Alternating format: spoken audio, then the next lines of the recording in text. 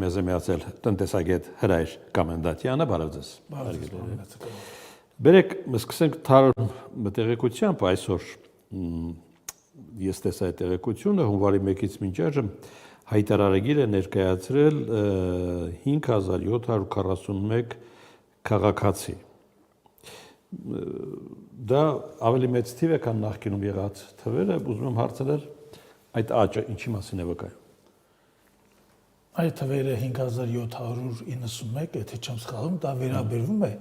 այն անձանց, ովքեր կառավարության խոստման համաձայն ստացել են սոցկրեդիտներ։ Այսինքն կառավարությունը հայտարարագրումը կատարելու համար քաղաքացիներին որպես շահավետ առաջարկ ներկայացել է այդ առաջարկը, որ եթե նրանք հայտարարագրում են… Շատ բարի, ես ուզում եմ հենց դա հասկանալ։ Աշխատում է այս փոփոխությունը, թե ոչ։ Այս փոփոխությունը, գիտեք, նա ներկա կառավարության համարյա բոլոր բարեփոխումների նման կիսատ բռատ է եւ ընդհանրապես հետապնդում է ավելի շատ առավելապես քարոզչական հնարքի տրամաբանություն։ Ես ասեմ, մոտավորապես 720,000 հոգի պետք է ներկայացնի հայտարարումը 2025 թվականին, 2024 թվականի տվյալներով։ Մինչև այսօր հայտարարագիր ներկայացրել են ընդամենը 69,000 մարդ։ Եվ միայն այդ 69,000 հոգուց 5,700 հոգին ստացել այդ սոցիալական կրեդիտը, որը վերաբերում է նրանց կրթության, նրանց ընտանիքի երեխաների կրթության։ Այդ թիվն էլ կա 535 միլիոն դրամ վերադարձվել է արդեն։ 535 միլիոն դրամ այո վերադարձվել է, բայց նույն հաջողությամբ մենք կարող ենք ասել ինչու է վերադարձվել։ Ինչու այս միջոցառումը կապել հայտարարագրման հետ։ Եթե դուք ցանկանում եք, որ ժողովրդին, քաղաքացիներին սոցիալական աջակցություն իրականացնեք, ներկայացնեք ուղիղ աջակցություն եւ դրա փոխարեն չտանեք, մտցնեք այդ հայտարարագրումը։ Դուք այդ ինչուի տակ ինչ եք տեսնում։ Ես այս ինչուի տակ տեսնում եմ առավելապես անհուսություն։ Ինչի։ Անհուսություն, որովհետեւ մարդիկ ձեռնարկել են մի միջոցառում, պետական խոշոր միջոցառում, եւ այդ պետական խոշոր միջոցառումը այլևս տապալված է։ Եվ այդ տապալման մեղքը չվերցնելու վրա, չհասկանալու, որ այդ միջոցառումը պատրաստված չէր, այդ միջոցառումը ներկա ժամանակում Հայաստանի համար պահանջված չէր, հիմա փորձում այդ միջոցառմանը որոշակի բուքսիր, այսպես ասած, ստեղծեն սոցիալական կրեդիտների տեսքով եւ փորձեն մի որևիցե կերպ մի ինչ-որ մի այսպես ասած թիվ, գոնե մի 200,000, 300,000 հոգի, որ հայտարարման թիվ ունենան։ Իրականում այդ միջոցառումը տապալված է, որովհետև 720,000 հոգի Հայաստանում պետք է համաձայն ներկա Դուք հասկացում եք, որ կհայտարարագրվեն այդ մարդիկ։ Վստահ եմ, որ հայտարարման ամբողջ process-ը տապալված է։ Վստահված եմ, նույնիսկ նրա երկարացումը վերջնաժամկետի մինչև նոյեմբերի 1-ը նա արդեն իսկ տապալված էր։ Հիմա դրան որոշեցին սոցկրեդիտի այդ համակարգը ինչ-որ կողքից բերել, բուքսիր սարքել, դա չի հաջողվելու։ Որովհետև ես ընդհանրապես մեկ հարց եմ տալի թեմայի հետ կապված։ Դա վերաբերում այն քաղաքացիների, որոնց երեխաները օրինակ ուսումնական հաստատություններում սովորում են կամ բժշկական օժանդակություն ստանում։ Բայց ինչ անեն են քաղաքացիները, ովքեր հայտարարատու պետք է լինեն ըստ դրույթների, օրենքի, եւ ոչ երեխաներ ունեն, որոնք սովորում են ինչ-որ ուսումնական հաստատությունում, եւ կամ էլ հիվանդանոց չեն հաջողվում։ Լավ, բերեք գանք ակունքին։ Ինչու այդ փոփոխությունը հայտնվեց օրակարգում։ Այդ փոփոխությունը դուք նկատում եք նպատակը ինչն է եղել։ Այդ 100,000-անոց սոցկրեդիտները հայտարարագրումը, համընդհանուր հայտարարագրումը։ Համընդհանուր հայտարարագրումը, պարոն Մնացական։ Դա քայլ է, որ արել են բոլոր շատ երկրներ, ճիշտ է։ Ոչ բոլոր երկրներն են արել, եւ հիմնականում ես ասեմ, նա ինքնին հարկային լավ գործիք է ֆինանսական մոնիտորինգի համար։ Բայց հարկային այդ գործիքը մեր նման թույլ զարգացած երկրներն, որտեղ բնակչության 30-32%-ը բնակվում է սոցիալական աղքատության ճիրաներից այն կողմ, այդ հայտարարման process-ը տապալված է, որովհետև դա մեր վրա պարտադրանք է նույնիսկ, որովհետև ում կողմից։ Ես ասեմ, միջազգային կազմակերպությունները, այդ թվում Համաշխարհային բանկը, Արժույթի միջազգային հիմնադրամը, դրանք, որ մեր երկիրը արտաքին պարտքի, այսպես ասած, թաղելու, ճռռացնելու հիմնական հեղինակներն են, անկեղծ խոսենք։ Նրանք էլ պարտադրել են այս փոփոխությունները, որովհետև նրանք ունեն իրենց շահառուների, նրանք ունեն իրենց նպատակների հիմնական խորհրդային Նրանց ինչ է տալիս։ Նրանց տալիս է այս գումարների հետագծելիության հասկանալու process-ը, որտեղ նրանք տվել են գումարներ եւ փորձում են հասկանալ պետությունը արդյոք ի վիճակի լինել այդ գումարները վերադարձնել։ եւ այդ հետագծելիության եւ գումարների հետ կապված պետության վճարողության հետ կապված նրանք կատարում են այս աշխատանքները, դրանք այս վարկ վերցնող երկրներին պարտադիր փաթաթում են այդ պահանջը եւ համերը բոլոր երկրներում այդ պահանջը տապալվել է։ Դե վարկ չվերցնող երկիր չկա։ Կա աշխարհում, որ վարկ չի վերցնում։ Ես օրինակը գբերեմ, այդքան հեռու երկիր չէ, Բելարուսն է, Բելարուսին ով վարկ կտա։ Բելարուսին վարկ չեն տա, բայց այստեղ մի կարևոր հարց ենք մենք շոշափում, որովհետև վարկը ինչ է վերջ-վերջը նշանակում։ Վարկը վերջ-վերջը նշանակում, որ տեղի ֆինանսական շուկան չունի ռեսուրսներ, ազատ ռեսուրսներ եւ տեղի պարտքային գործիքներով պետությունը չի կարողանում հայթայթել ֆինանսական միջոցներ ենթա կառուցվածքների զարգացման համար, որը մեգա նախագծի համար, իրականացման համար, եւ պետությունը գնում է պարտքի։ Այլ բան է, որ պետությունը սեփական ռեսուրսները կարողանում է ճիշտ է որոշել, կազմակերպել, կարգավորել եւ իր միջոցներով կարող է ինքնաբավ կերպով կատարել այդ տնտեսական հարցերը։ Աշխարհի ամենահարուստ երկրի պարտքը ներքին գիտեք ինչ կան։ 20 տրիլիոն դոլարի չափ է Ամերիկայի Միացյալ Նահանգներին է եւ ես դες ասեմ Ամերիկայի Միացյալ Նահանգները ոչ միայն ներքին պարտքով է նա առանձնահատկությունն է, նա նաեւ առանձնահատուկ նշանակություն է ընդհանրապես պարտատոմսերի համաշխարհային շուկայում։ Եւ պարտատոմսերի համաշխարհային շուկայում 140 տրիլիոնի չափ պարտատոմսեր են պատտում եւ այդ պարտատոմսերի 40%-ը Ամերիկայի Միացյալ Նահանգների մասնաբաժինն է։ 20%-ը Եվրոպական միության, 17-18%-ը Չինաստան։ Եվ այս հարցերը, այս թվերը ես իզուր չեմ ձեզ ասում, պարոն Նացական, որովհետև մենք այսօր հավանաբար կքննարկենք նաև վերջին այդ հայկական պարտատոմսերի տեղաբաշխման կասկածելի հաջողությունը։ Այդ թեման Ինչի է կասկածելի։ Շատ կասկածելի է, որովհետև ես չեմ ալարել եւ բերել եմ իմ հետ թվական տվյալներ, որտեղ ցույց են տալիս, թե այդ եվրոպարտատոմսերի եկամտաբերության տոկոսը ինչպես է տատանվում եւ ինչ միջակայքերում։ Այսպես կարդամ շատ արագ. Ավստրալիա 4.4%, Ավստրիա 3.1%, Բելգիա 3.3%, Բուլղարիա 3.3%, Բրիտանիա 4.7%, Վիետնամ 3%, Հոնկոնգ 3.2%, Հունաստան 3.5%, Դանիա 2.5%, Իսրայել 4%, Իռլանդիա 3%, Կանադա 3%, Կիպրոս 2% եւ Հայաստանի Հանրապետություն 7.1%։ Ինչ է սա նշանակում։ Ինչ է նշանակում։ Սա նշանակում է, որ Հայաստանի Հանրապետությունը վերցել է մոտավորապես իրական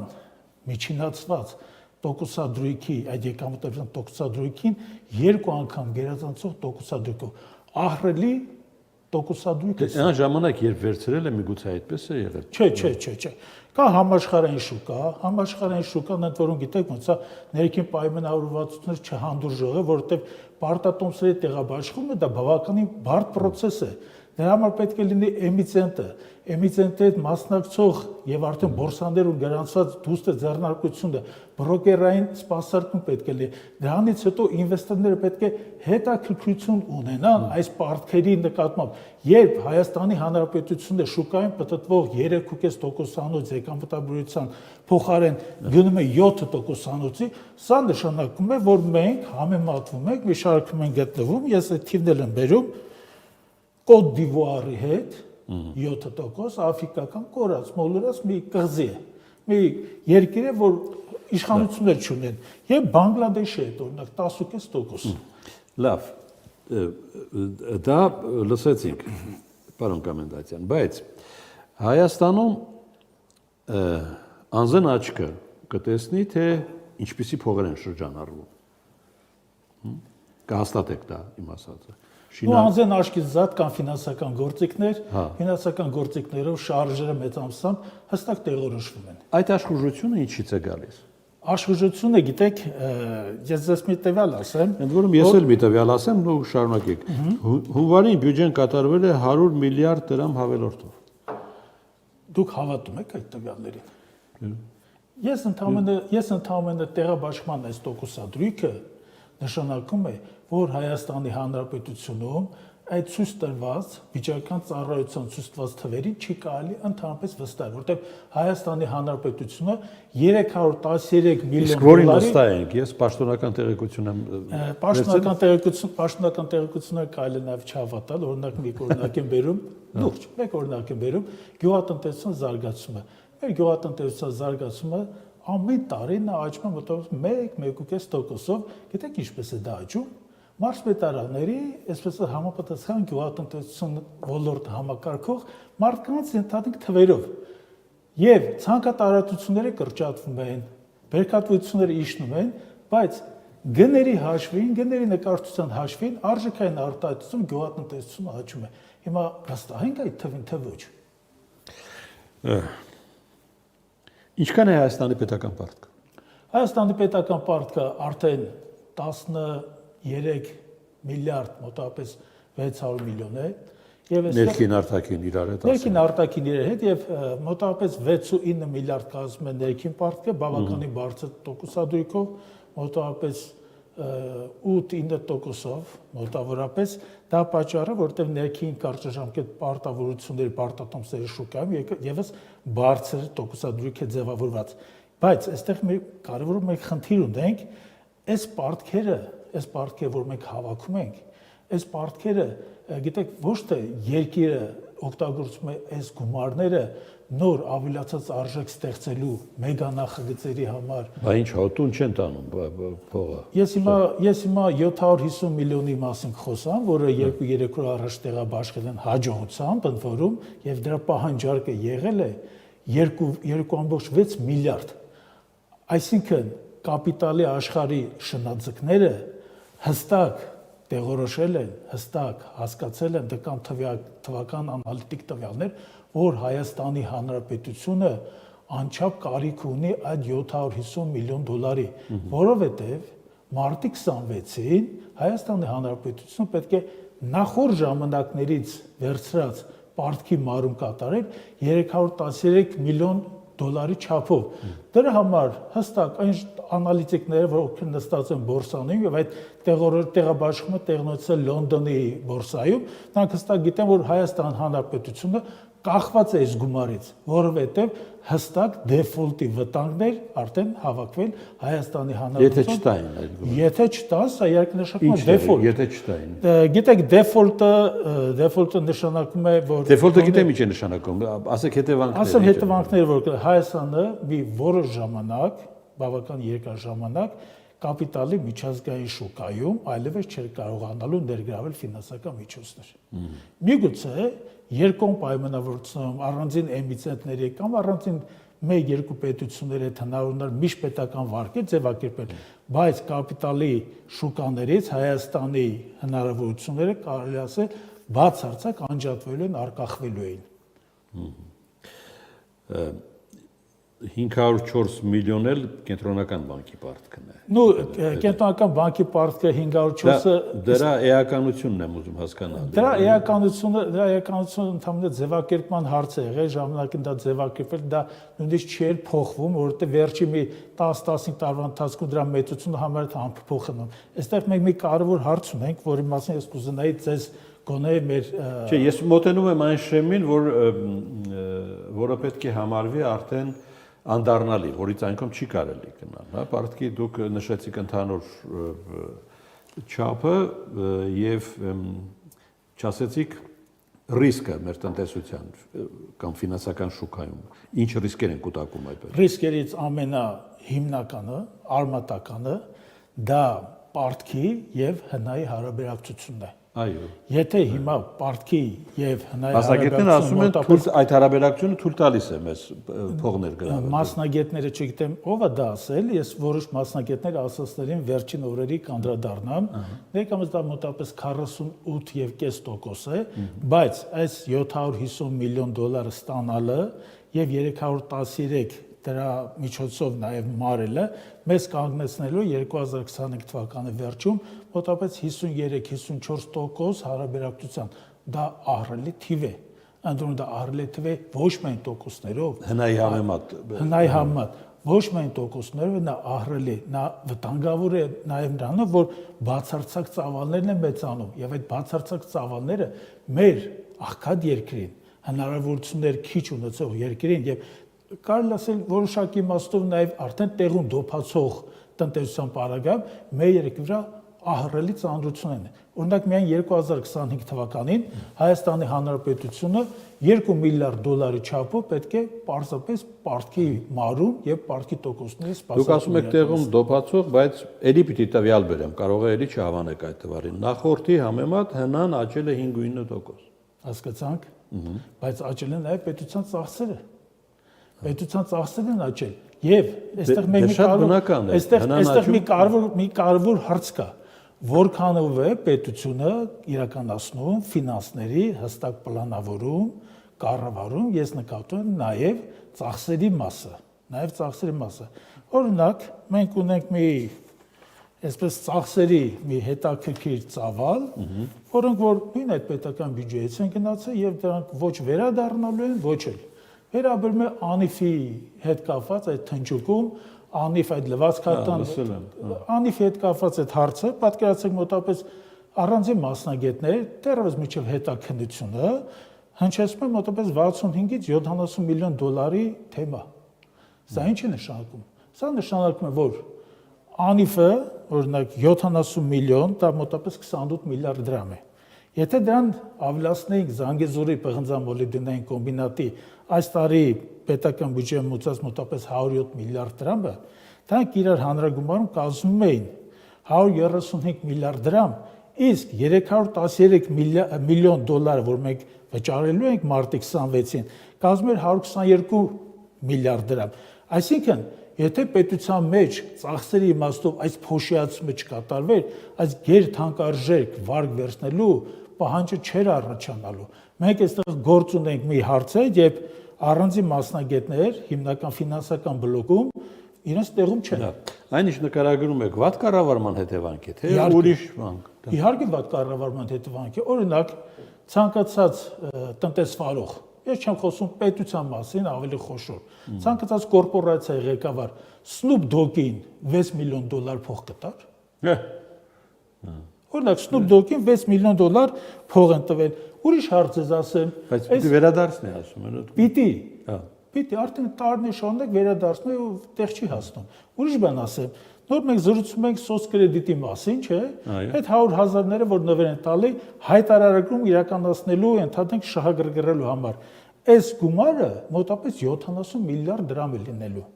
Արդյոք սա պետք է։ Իհարկե պետք չէր։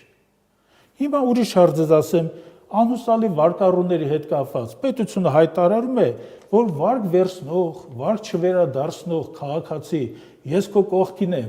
արի բյուջեի գումարը, որ դու պետք է բյուջե եկամտարկ վճարես, ես բյուջեի հասանելի գումարը բյուջե չեմ տանում, այդ գումարը հավաքագրում եմ, տալիս եմ բանկերին, ընդ որում այն բանկերին, որոնք 2024 թվականին 900 միլիոն դոլարի շահույթ ունեն։ Արդյոք սա նշանակում է տնտեսվարություն։ Իհարկե ոչ։ Իսկ ինչ է նշանակում։ Սա նշանակում է, ես ձեզ ասեմ, տնտեսական Իմ հարցի ավելի ուղիղ եմ ուզում տալ։ Ինչ որ մեկը փող է աշխատում է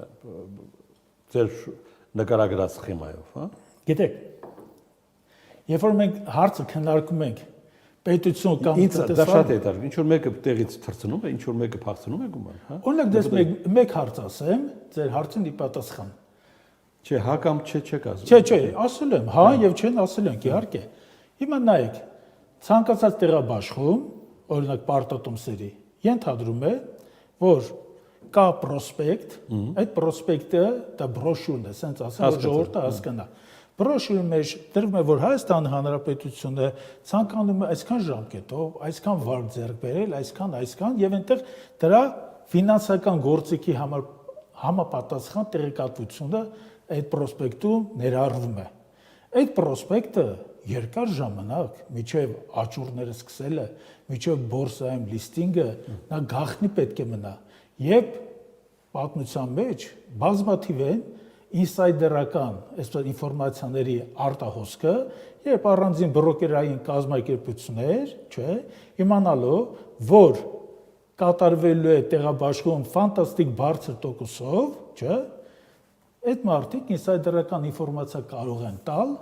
եւ այդ մարդիկ կարող են աշխատել մեծ գումարներ։ Ինչ գումարների մասն է մոտավոր խոսքը։ Ես երբ որ ձեզ բերեցի այս երկրների հետ կապված տոկոսադրույքները, սրանք հիմնականում 3.5% շրջանակում է պատտվում այս եկամտաբերության տոկոսադրույքները։ Իսկ Հայաստանի Հանրապետությունը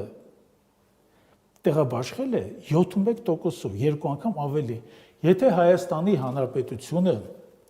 կարողանար տեղաբաշխել եւս 3.5%-ով,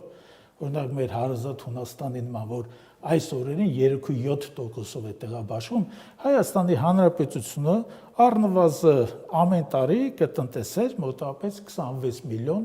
դոլար։ 10 տարվա կտրվածքով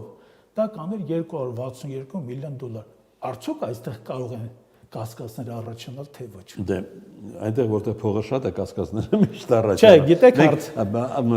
Պիտի ավարտելուց առաջ մի քիչ թեմայից դուրս գալով եմ ուզում հարցնել։ Շինարարական կապիտալը որտեղ է ծնվել Հայաստանում, որտեղից է գալիս։ Շինարարական կապիտալի համար տեսեք։ Այսքան շինարարությունը մեծ գումարներ է տանում։ Իհարկե։ Ընդհանրապես կապիտալը նա իր հատկություն ունի, մարքսիստների բացատրությունը այստեղ բավականին հատկանշական է։ Կապիտալը սկսում է շնչել, երբ որ եկամուտը շահույթը 10% է լինում, երբ որ 50 երկիրը նպաստավոր է այդ գործը անելու համար։ Սպասեք բացատրեմ։ Երբ որ 50% է լինում, նա արդեն հանդուգն է դառնում։ 100-ի դեպքում նա հոսում է ուր որ պետք է։ 300-500-ի դեպքում պատրաստ է ամեն ինչի, որպեսզի հաջողի։ Հիմա, եթե մեր երկրում հաստատվել է շինարարական բում որոշակիորեն, ընդ որում այստեղ դեր է խաղաց նաև մեր մոտակա եւ հեռավոր Սփյուռքը, որովհետեւ մարդիկ հայրենասիրության նկարտումներից ելնելով այդտենց ներդրումներ են փորձում կատարել մեր երկրում, ընդ որում մեր երկիրը բավականին շահավետ է ներդրումներ կատարելու համար։ Եվ պատկերացեք, որ շինարարական բումը բնավ չի նշանակում, որ բնակչության զգալի մասը պարզապես չէ, ես այդ կարծիքին չեմ, ճիշտ է։ Հիմա հիպոթեքային այդ բայց ազատ բնականon չի լինում, հիպոթեքային վարկավորման մեջ մոտավորապես 78000 հոգի է մասնակցում, այս բանկային տվյալներից ես ասում, եւ այդ 78000-ը այդ բնականային ֆոնդը, որ հիմա մտնելու շահգործման մեջ, դրան համադրելի չէ։ Խնդիրը այն է, որ սա պարզապես հիմա շահավետ է, գումարները հոսան, գումարները գալիս են Ամերիկայի Միացյալ Նահանգներից, գալիս են Ռուսաստանի Դաշնությունից եւ բոլոր երկրներից, որտեղ որ հայերը որպես հաջողակ գործարարներ, որպես հաջողակ ֆինանսիստներ եւ պարզապես գրագետ։ Այսինքն պատասխանեցիք, դրսից է մեծ։ Դրսից է, իհարկե դրսից է։ Այսքանը, շնորհակալություն օրիք։ Խնդրեմ համեցեք։ Հրայր Կամենդատյան, տնտեսագետ,